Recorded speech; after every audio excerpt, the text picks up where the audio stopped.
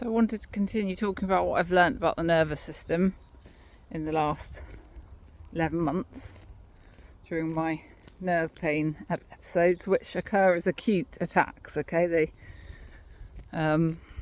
it's not sort of pain that's there all the time.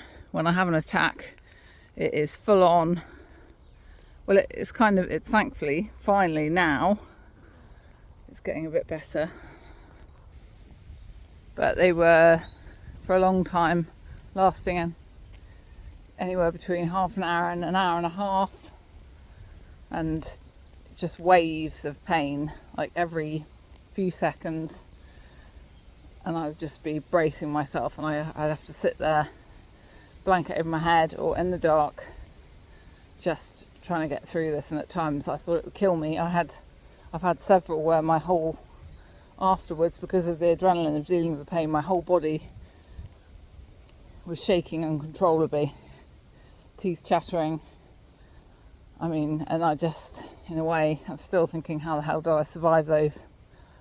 At the time, I didn't feel like I necessarily would. I thought it was going to kill me. I really did. I thought I would die. But back to management. So what I found, eating regularly has been really helpful for me. And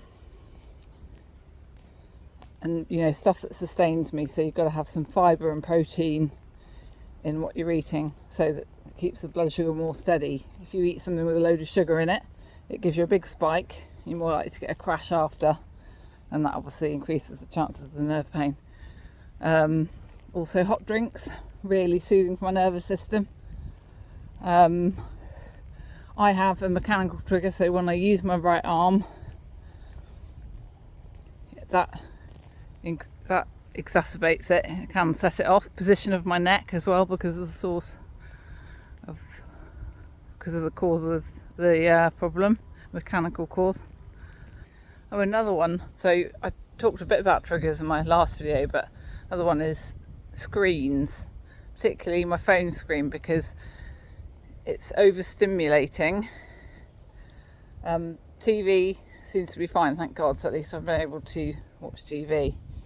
But there's something about, straining your eyes to look at a small screen, and that I really get symptoms after a certain amount of time for using my phone, and also a bigger screen using a computer, but it's not quite as intense as using a phone.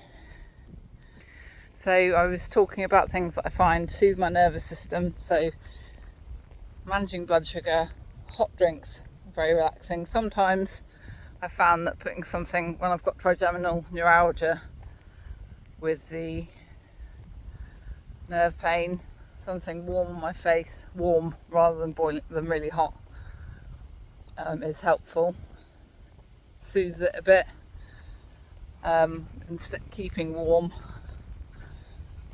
but at the same time not overheating.